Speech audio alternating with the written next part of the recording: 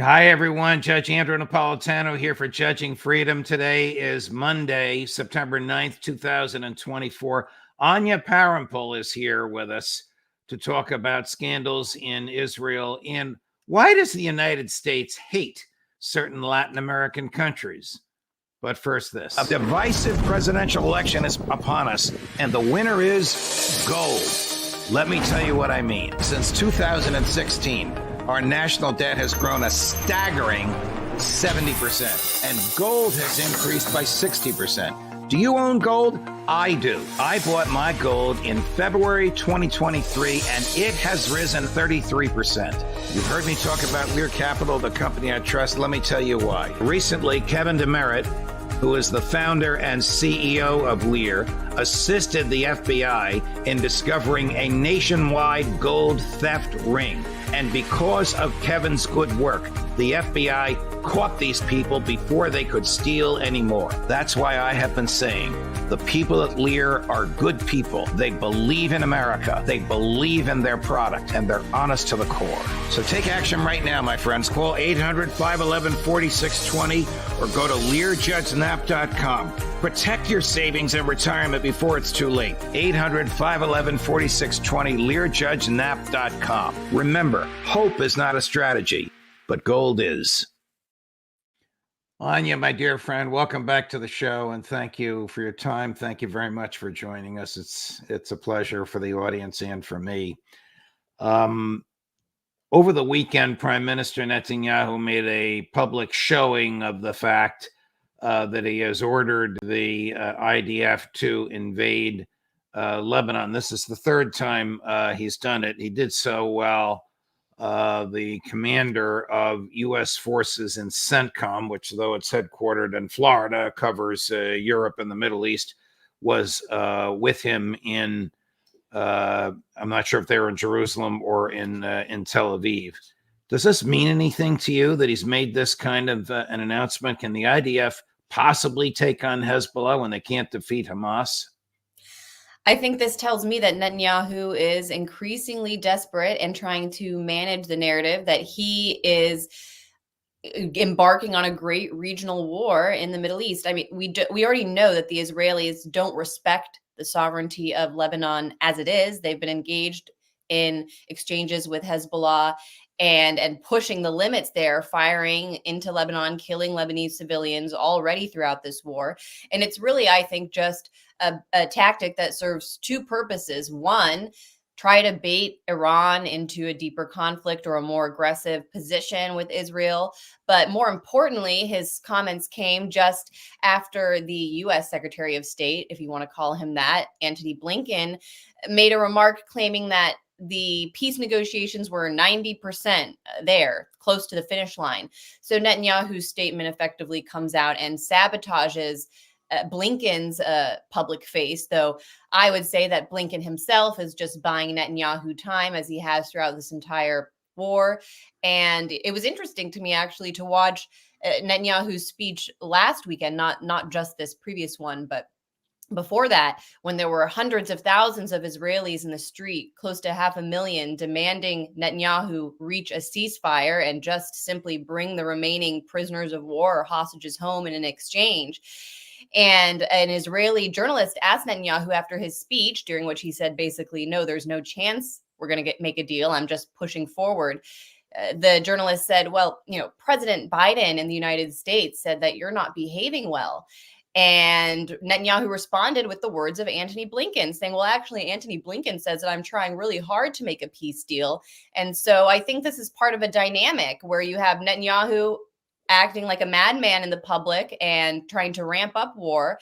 And Antony Blinken, the U.S. official who seems to be running foreign policy and spearheading it with an MIA commander-in-chief, running cover for a foreign leader to the point that his own words could be used as Netanyahu's defense against comments from the commander-in-chief. It's a fascinating analysis. I think you know that our friend and colleague, Professor John Mearsheimer of the University of Chicago, openly, notoriously, and regularly refers to Antony Blinken as Netanyahu's lawyer. Now, I don't know if Blinken is a lawyer, but he certainly is running cover for Netanyahu. How foolish to make a comment that we're 90% there. That means that the 90% stuff is not really disputed or contentious. Right. It also means that there will never be the closure of the gap here because Netanyahu cannot afford the political consequences, the disastrous political consequences to him if there's a ceasefire. Do you agree? I mean, it's a tricky situation because Netanyahu, you would think, with 500,000 Israelis in the street, is already facing severe political consequences. But that's the nature of Israel. It has to push forward with death, actually, in order to preserve itself. And now that we've seen confirmation in Australian media, something that the Gray Zone reported from the very beginning, that October 7th, all the fatalities, the major death toll that we saw on that day, actually responsibility for it lies mainly or perhaps primarily at the feet of the Israeli military. The Australian media just came out with a report claiming that October 7th was a mass Hannibal Directive campaign, meaning Hannibal Directive being this policy, an official policy within the Israeli state that I think many Americans have an issue grasping, which allows them to essentially just torch an area, even killing their own civilians if it means preventing hostages from falling into the hands of Palestinians. And so that's what happened on October 7th. We hear about October 7th constantly in US media and from our politicians in order to justify this war. And yet, and our continued support for it and the money that we're sending, which, by the way, if Blinken were serious about a 90% ceasefire, he has all the power in his own hands by doing that, by stopping the flow of weapons. But he won't. And so as this truth emerges, not only now in alternative US media such as the Gray Zone, but in mainstream Australian papers and beyond, even in Israeli media, they've admitted this. The fact that Netanyahu can just keep on pushing ahead, even as those people are in the street saying that they want our hostages back, tells you everything you need to know about the nature of the Israeli state. And in my opinion, a state based on death and destruction is unsustainable. They can call this a slaughter, whatever doctrine they want. It's immoral, it's illegal, it's a war crime. And look at what it has led to. Hasn't the IDF recently murdered an American by putting a bullet in her head while she was peacefully demonstrating in the West Bank? Yes, this was a peaceful, a peace activist, actually, just there, and who was shot, targeted in the head without any explanation. And again, that's part of, I grew up on the story of Rachel Corrie, an American peace activist who was from Washington State and actually was in Gaza at the time under the when Israel was still directly occupying it, defending a Palestinian's home when an Israeli bulldozer ran her down. There's British journalists at the time that were killed by the Israeli army, and they get away with impunity. Meanwhile, you have people in the United States complaining about Hamas killing American citizens, hostages, prisoners of war during this conflict, and yet they would never point out that those Israeli citizens or those U.S. citizens actually joined a foreign military. I don't know how we can actually, in Blinken stepping out and calling them American heroes. I think if you were going to be an American hero, you should have put on the U.S. military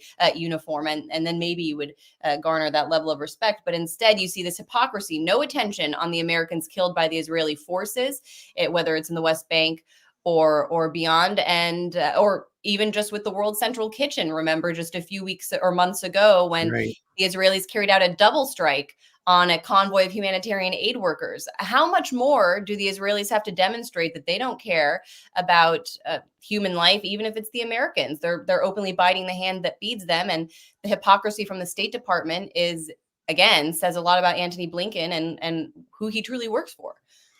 Here's Anwar Ibrahim, who's the Prime Minister of Malaysia, at the a recent conference with President Putin, the Eastern European Economic Conference, East Asia Economic Conference, saying it all began with colonization. Chris, let's run cuts 6 and 7 back to back. As I've consistently said, we cannot use the narrative of many in the media or Western capitals that it all began with the 7th of October Hamas attack. It all began with colonization. It all began with the Nakba in 1948. It all began because of the reluctance to accept the resolutions of the United Nations consistently, and of continued harassment of settlers. I think the majority of countries have taken a position, including recognition of the state of Palestine. But why is it not happening? Because of the intransigence of Israel, and unfortunately with the total support of the United States. In fact, giving him a standing ovation when atrocities are being committed. That's why I ask my colleagues, even in the West, where's the humanity? Why do you talk about justice? Why do you go and preach to us about human rights and democracy? Why is there contradiction when it comes to treatment of issues happening in the world? And again, I've not heard a head of government speak so candidly, honestly, and directly and courageously as he.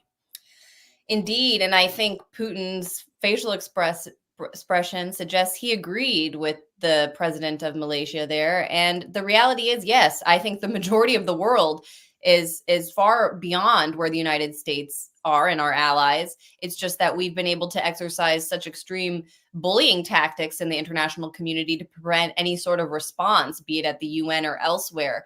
But that's changing.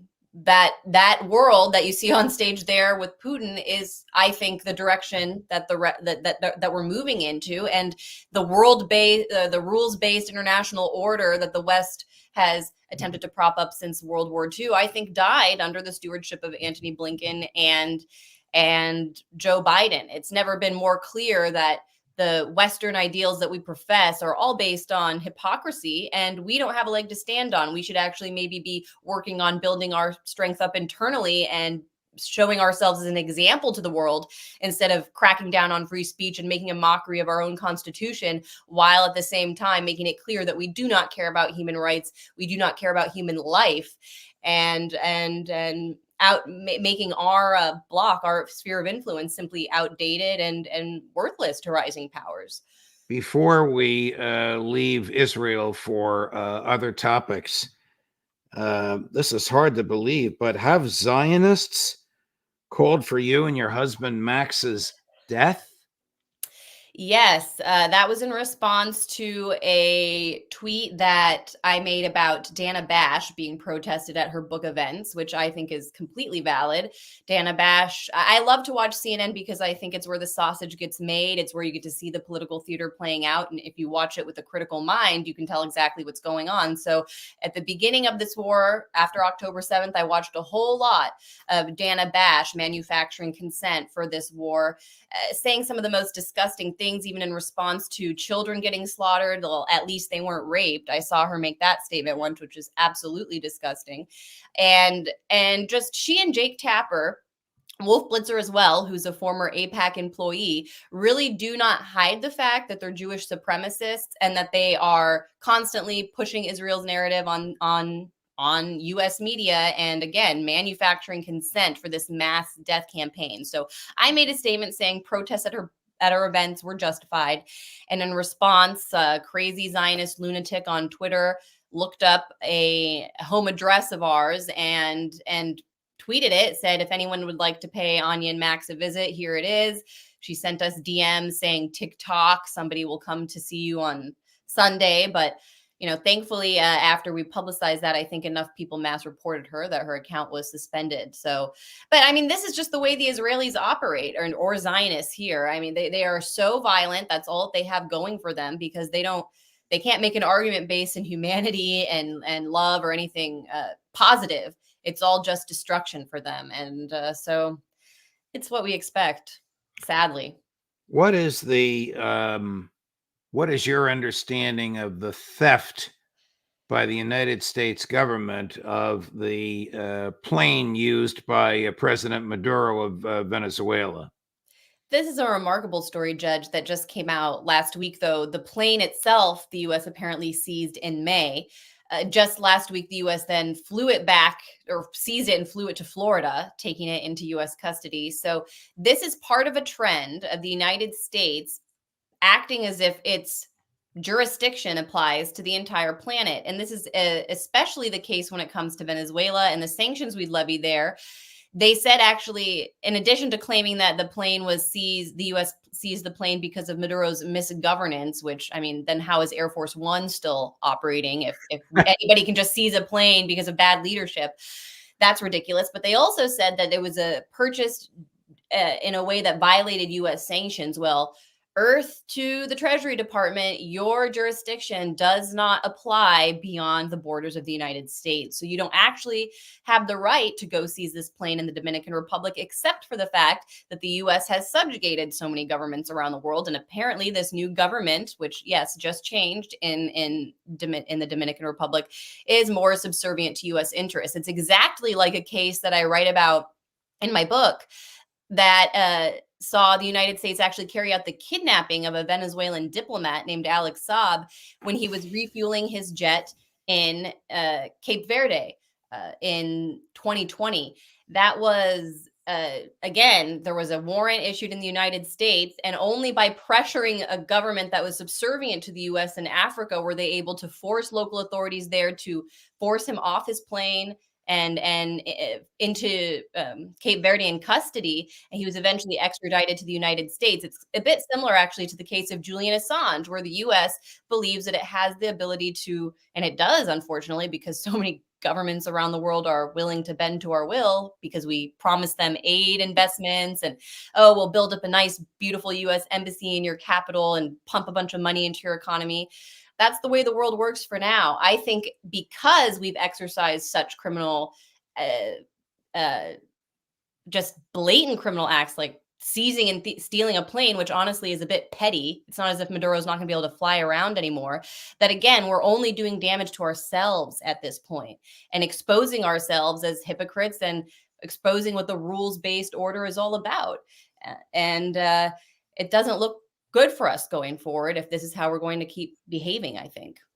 It's a rapid deterioration of the concept of sovereignty, national sovereignty, that the United States can allege that events took place in another country that have had no negative effect whatsoever in the U.S. somehow violate U.S. law, and they can just arrest people and seize property. The very same agents who seized this jet, refueled it, and flew it to Florida, would prosecute somebody who did the same, just stealing property like that.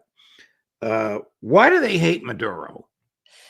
Well, you talk about sovereignty. Since 1998, when Venezuela had a revolution that overthrew, a very deeply government that was deeply connected to the United States and just running an IMF-style program in Venezuela for decades that had led to social strife. Since then, Venezuela has said our oil and our gold reserves and all of our minerals, which are vast, again, largest oil and gold deposits in the world by far, is under their own command and that it can't be transferred to a foreign entity.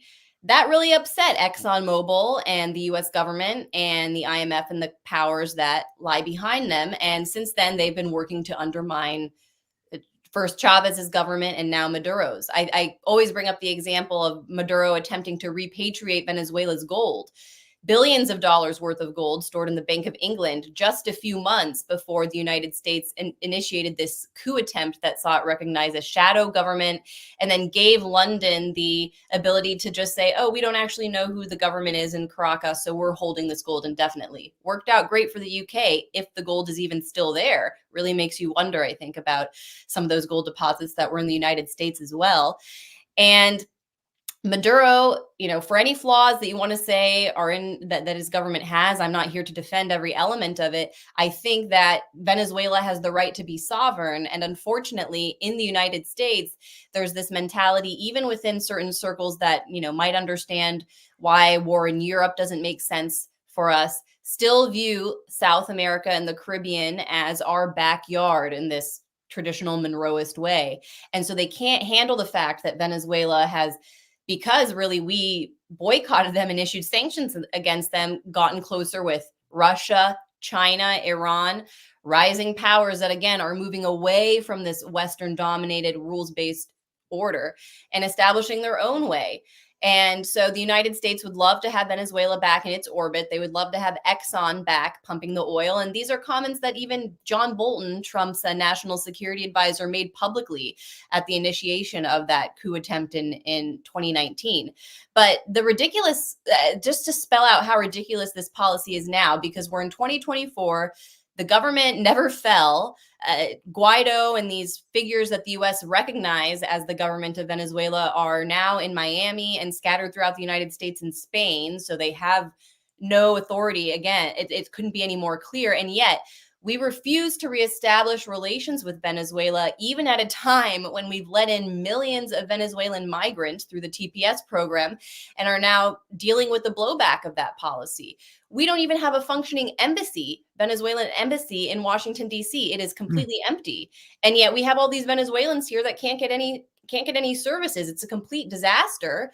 And it almost seems as if it's an intentional ploy by our government. It feels like they just want us to be unstable here at this point, because I don't see any other reason why they would go ahead with such a boneheaded policy. We could easily, the Venezuela actually has an official policy called Vuelta a la Patria, where they've repatriated economic migrants, chartered planes all throughout Latin America to bring back tens of thousands or thousands of migrants that left and actually decided they wanted to go back home.